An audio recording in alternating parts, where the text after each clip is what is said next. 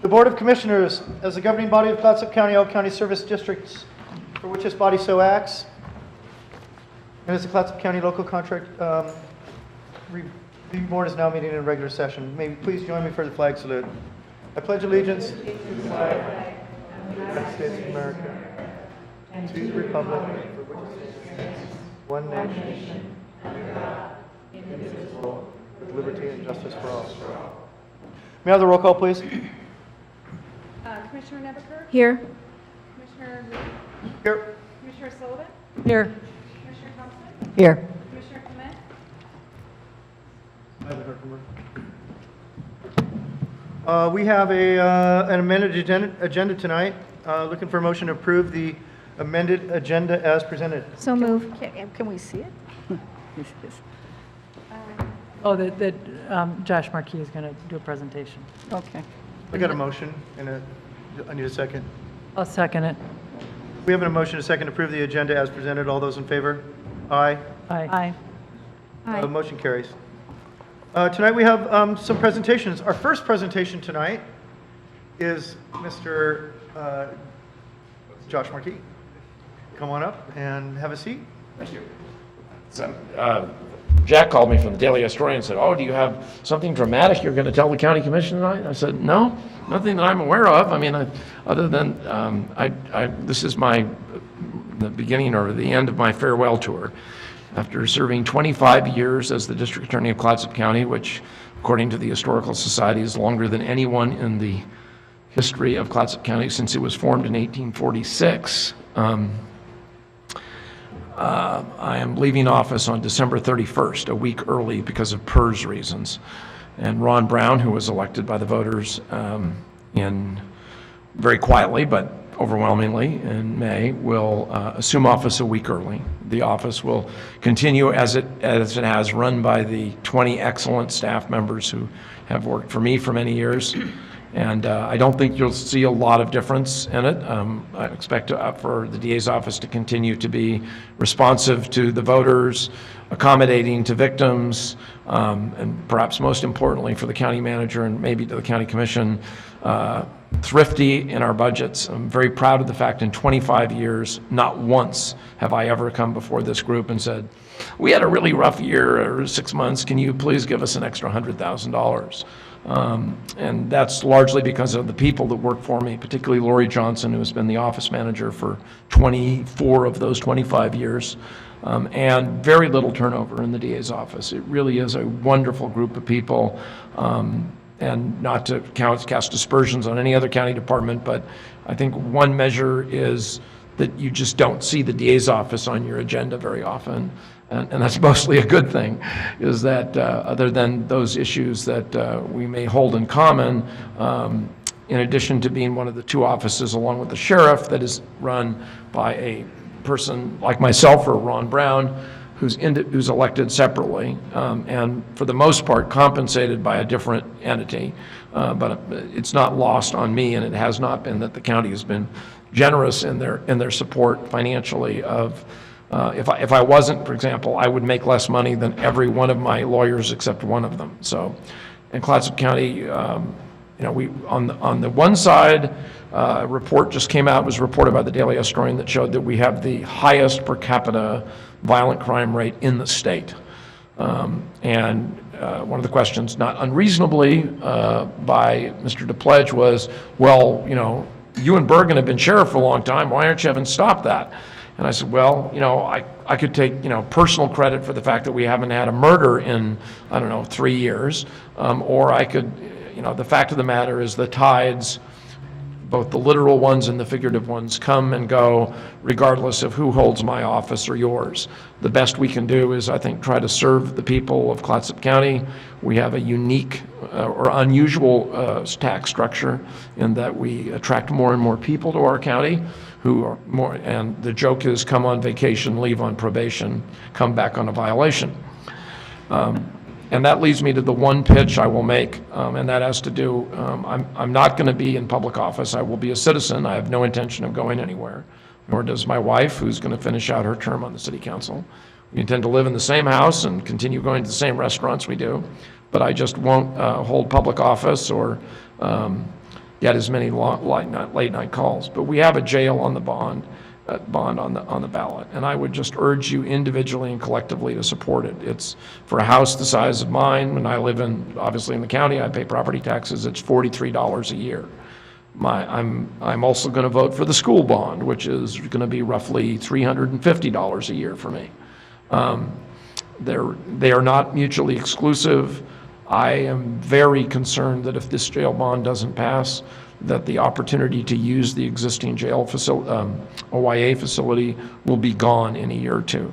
I think the state will reclaim the building and repurpose it to something else.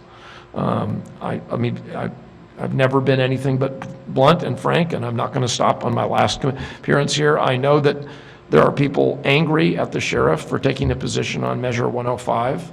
I don't happen to agree with them on that position, but I also don't think that that should be a deal breaker on the jail. It has nothing to do with the jail. Let me be really clear. Clatsop County Jail has not been used for ICE, former INS detainees, for at least 10 years. We frankly have no room, even if we wanted to rent space to the Immigration Service. And you know, the fact of the matter is we are at one of the reasons our crime rate is higher is because people know they can come here and commit almost anything short of rape and murder and probably not be detained in jail. And eventually that word gets out. Most of the people who come to Clatsop County come for good reasons, and it's a wonderful place. It's a great place to recreate, go to restaurants, bring your family. You know, it's not a place most of us are afraid to go, nor should we. But a jail is like a hospital. You don't want to go to the hospital if you don't work there, and you certainly don't want to have to use the ER. But you really want it when you want it, and you need it when you need it. So with that, I want to thank Scott in particular and the manager's office and the commission. I know I've been annoying at times in the 25 years I've been district attorney. I've often said I didn't always get what I asked for, but I usually got what I needed.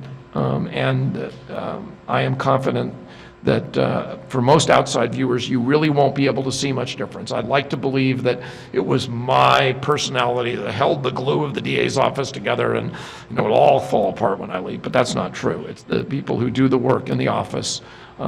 Lori Johnson, Ron Brown, Bo Peterson, Marilyn Riley, all of the people in victim assistance, child and sport enforcement, everything are there every day doing the job, and you're lucky to have them. And I generally think they're treated well, which I think speaks well to this county. I've worked in other counties and where you couldn't say that. And so, in any event, I'm here to say thank you and goodbye. Now the bad news is that it's not like I'm never going to show up again. I just won't be on the agenda as the district attorney anymore. But I don't think I'm going to have an opinionectomy on December 31st. You just don't have to listen to me anymore. That's the difference. So, thank you. Thank you. Wait, hold on. Well, I first met Josh in person about 3 days after I originally filed, about almost 9 years ago. And about 3 days after I filed, he popped into the front door of my bike shop, and we took a walk around the block. And it was, and since that time, he has always been a very candid, confident, and mentor to me, and has always given me his solicited and unsolicited advice. And I really, really appreciate it. It's been a great learning experience for me, and it's been an honor. Well, thank you, Scott. You betcha. And on behalf of the Clatsop County Board of Commissioners, I would like to present this plaque to you, commemorating your 26 years of service. Almost, but thank you very much. All right.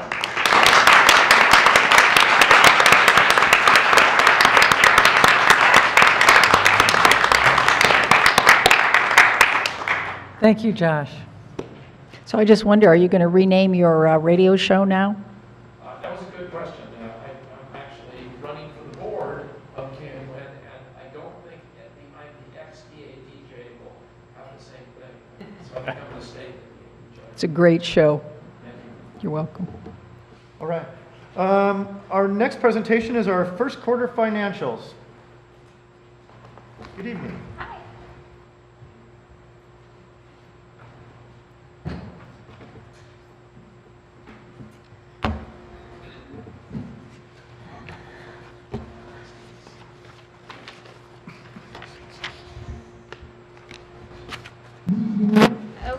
So, believe it or not, we are already through our first quarter of the 18-19 fiscal year. And so I'm just going to kind of go through where we are currently at for the first 3 months. As kind of expected, we're currently coming in where we should be at this point in time overall. We are in the process of going through our 17-18 audit. So we do have unaudited beginning balances. Several funds came in slightly higher than the budgeted amounts, and of those, the general fund came in approximately $4.1 million more than budgeted, and the general roads fund came in approximately $601,500 more than budgeted. This slide here represents collections for all funds throughout the first quarter, and this excludes the beginning balances as well as the transfers from the general fund. The bottom half of the slide shows the percentage of the budgeted revenues collected. One area the county is currently exceeding revenue collections for this point in the fiscal year is interest revenues. Those are coming in slightly higher due to the rising interest rates. So that's a good thing for the time being. This slide here represents the general fund. Again, this is excluding the beginning balance. The first quarter, the general fund has collected approximately 15% of the budgeted revenues. The amount received is actually $753,000 less than the 17-18 fiscal year, but because the percentage is currently reflected, the percentage currently reflects higher because the overall amount that was collected in the general fund last fiscal year. Not shown in the amount is the unaudited beginning balance, and like I said, it came in approximately $4.1 million higher, and so the unaudited beginning balance that rolled over was $11.8 million. And this is in large part due to timber revenues coming in significantly higher than anticipated, as well as due diligence in conserving funds. This slide here represents the major revenue sources for the general fund. Property taxes are starting to come in at this point in time. Those are largely collected within the second quarter of the fiscal year. The timber revenues that were collected represents both the portion that stays within the general fund as well as the amount that gets transferred to the Special Projects Fund for capital projects. As you can see, we budgeted $2.18 million for the fiscal year because that was the 15-year low, and in the first quarter, we already received $2 million of that.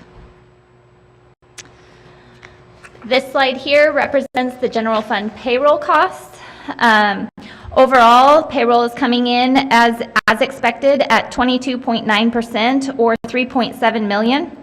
The increase that is reflected over the previous fiscal year is a result of increased FTE as well as COLAs. And then increases in healthcare costs reflect those additional FTE as well as the increase in health insurance costs. PERS contributions is also reflected higher because of those additional FTE that were added. So this slide here represents the funds within the org units within the general fund. As you can see, dues and special assessments is coming in significantly above the 25% amount, and that is because in the first quarter we pay our property and liability insurance, and so that's a one-time payment, so that will level off as the year continues to progress.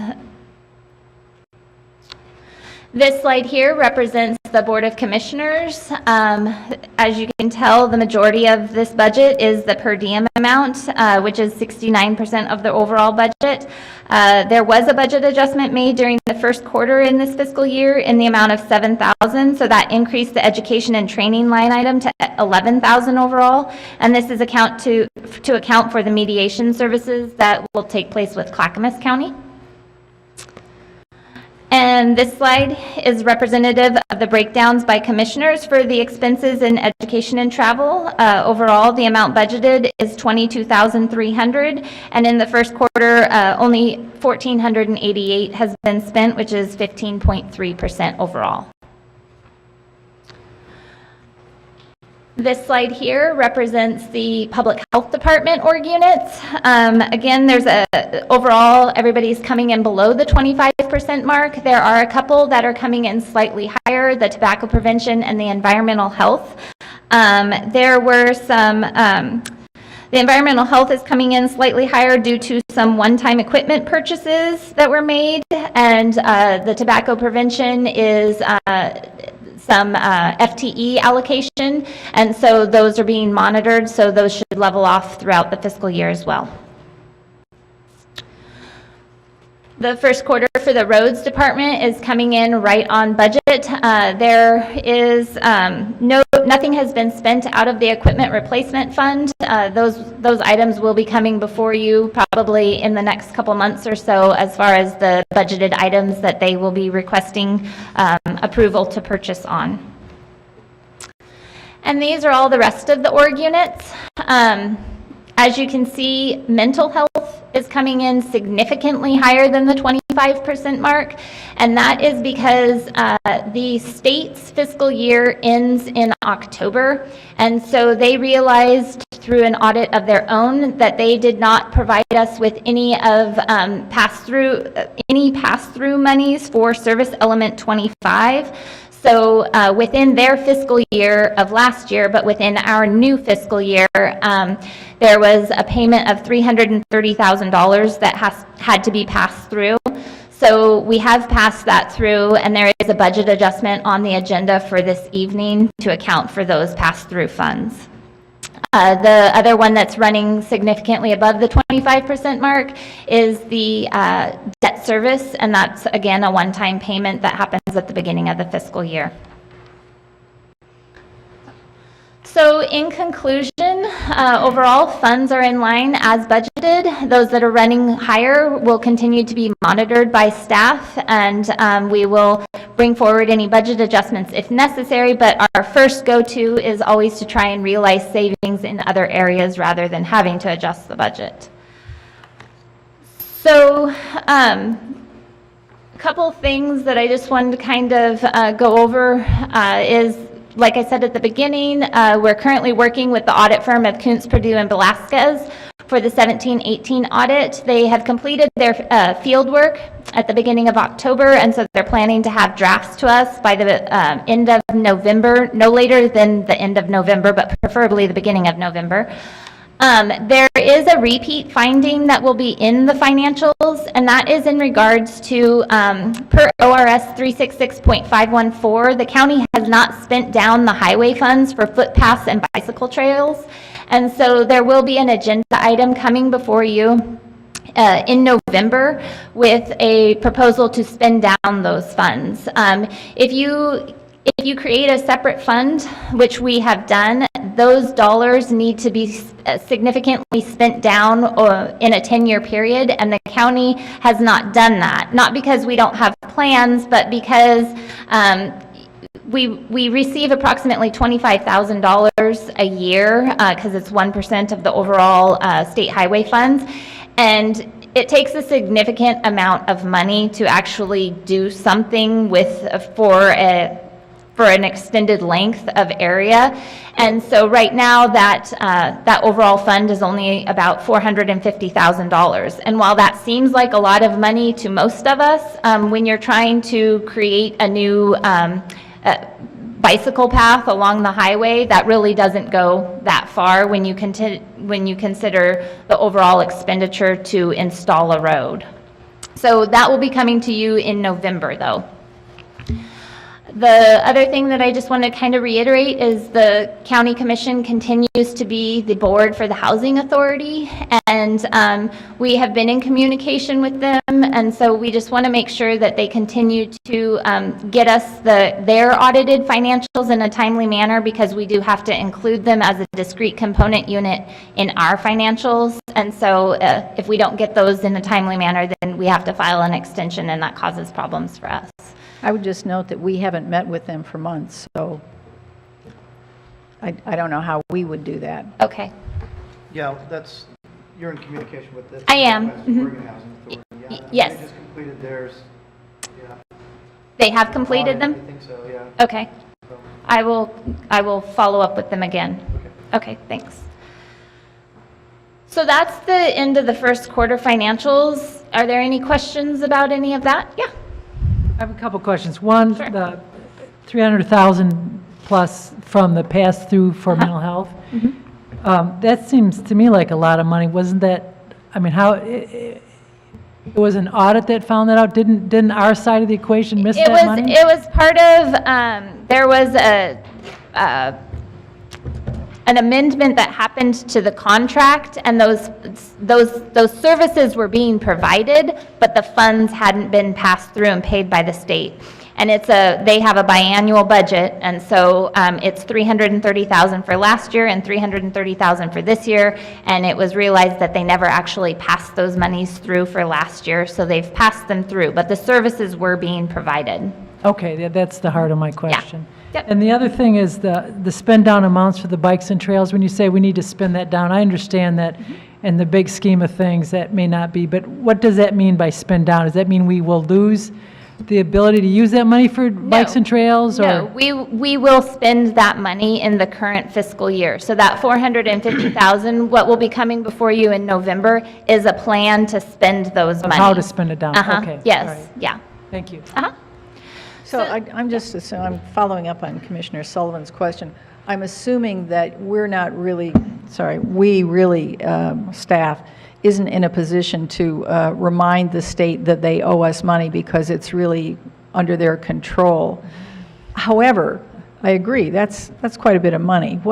How did this happen? They just did their audit and, oh, look, what happened? I think that there were probably some questions from the providers that were like, you know, these monies aren't being received, but these services are being provided, and so it was kind of an oversight, perhaps, by the state. A lot of times their amendments for their contracts take a significant, I want to say, we didn't have an actual contract, it didn't start at the beginning of our fiscal year. We had to amend the contract to extend it to continue to use it, and then there were amendments to those amended contracts, and so it was one of those things that if we could tell the state what to do, we would happily tell the state what to do. Well, I'm just thinking in terms of where attention of staff goes, it seems that it would be well spent to monitor issues like that and provide timely reminders, even if you don't have control. Big money. Yeah. Thank you. So the next thing that I wanted to follow up on, and this is in regard to 17-18 performance pay. And so this last fiscal year was the first year that we provided performance pay. And so that was based on 4 annual stretch goals that are set at the beginning of the fiscal year, and this is for exempt management employees only. And the 4 goals that this is based on is financial stability, operational excellence, customer, client, and partner focused, and organizational development. And so these goals, these are supposed to be outside of their regular duties. So for example, in the first goal of financial stability, per the budget policies, management should be preparing fiscally conservative budgets and seeking cost savings between cost efficiency and the quality of public service whenever it can be achieved. So to say that we're going to cut costs as part of your financial stability, that would not be an adequate goal, because that's already something that they're doing as part of their day-to-day job to begin with. So that wouldn't be an adequate goal that they would be able to set for themselves. So as far as the exempt management employees, they're eligible for up to... Yeah. So customer, client, and partner focused, what do we do to gather feedback from our customers, our clients, and our partners? It kind of depends on the various departments. Some departments have, they do survey monkeys. Some have surveys within their own department, like the public health departments have surveys that get completed by their clients as they come in. So it kind of depends on the department and who their clients are. We have internal service departments such as budget and finance, and so our clients are, and as well as for IT, our clients are other departments, and so we have internal surveys that we have completed on an annual basis, kind of how we're doing providing services. And then, like I said, other departments have surveys for when they're working with the citizenry. I'm highly interested in this issue. I would like us as a board to be receiving information about these surveys. I would like them to be as comprehensive as possible, because we are, after all, getting money from people to provide services for people. We're responsible for the oversight of that. That's our legal responsibility, so I'd like to have the privilege of seeing that information. That's I very can see what I important. can do for you. Thank you. So again, it's the exempt management who's eligible for up to 4% of their salary for a one-time payout, and this is based on the achievement of each of the 4 goals. This payment is made at the end of the fiscal year in June, and it does not increase their base monthly salary moving forward. It is just a one-time lump sum payment. In the 17-18 fiscal year, there were 21 employees who were eligible for performance pay.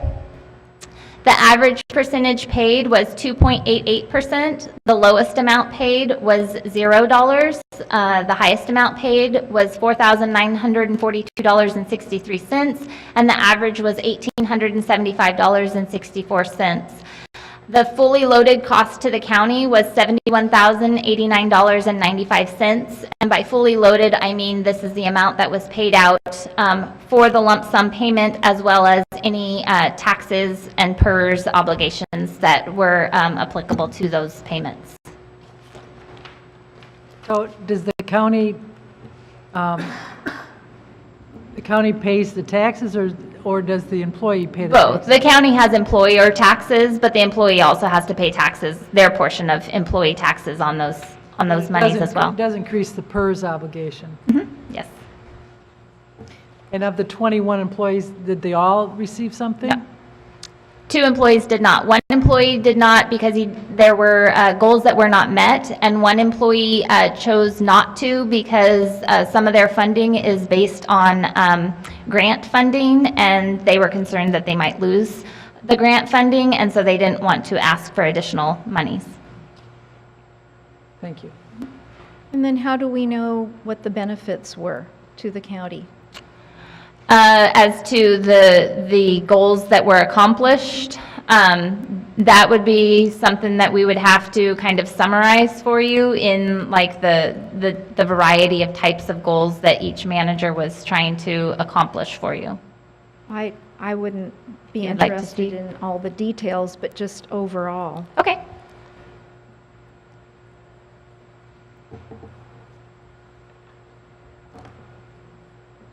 Okay. Any other questions? All right, thank you for Okay. the report, Monica. Thanks. Now is the time for business from the public. This is an opportunity for anyone to give a 3-minute presentation about any item on the agenda except public hearings or any topic of county concern that is not on the agenda. People wishing to speak during business from the public must fill out and sign in a public comment sign-in card. We have one guest tonight to speak, Mr. Rick Bowers. Please come on up, state your name and address for the record. Thank you. Sit down or stand up? Either one, just, you need to speak into the microphone. Sounds good. We Rick Bowers, 357 Commercial here in Astoria. So I hope you're aware of Astoria's expanding the no camping to the forested area. And one of my concerns when I was at the city council meeting is it's great to say where they can't be, but where can they be? And I know some social services are set up to handle a lot of the folks, but I still think there are folks falling through the cracks that I think veterans are the classic example with PTSD that are afraid to come into noisy environments. So the counselors, 2 of them, maybe I inappropriately call it kick the can down to up to the county and said, well, really providing space for the veterans or for the homeless that are affected by the no camping, you know, the where can they camp is really a county issue. So I'm continuing to kick the can over here and see where it lands and who's willing to pick it up. And I did pass a Clackamas County resolution where I think they've been very proactive in specifically the veterans. I think that's an easy sell, and I just wanted to see where I should turn to continue pursuing this with the county. Thank you. I'm done. Thank you. Thank you. All right, our next item is the Looking for a motion to approve the consent calendar. So move. Second it. We have a motion to second approve the consent calendar. All those in favor? Aye. Aye. Aye. Motion carries unanimously. We have an executive session tonight. The Board of Commissioners will now convene into executive session. The executive session held pursuant to ORS 192-660 to conduct deliberations with persons designated by the governing body to negotiate real property transactions. Representatives of the news media and designated persons shall be allowed to attend the executive session. All other members of the audience are asked to leave the room. Representatives of the news media are specifically directed not to report on any of the deliberations during the executive session, except to state the general subject of the session as previously announced. No decisions may be made in executive session. At the end of the executive session, the Board of Commissioners will reconvene into open session.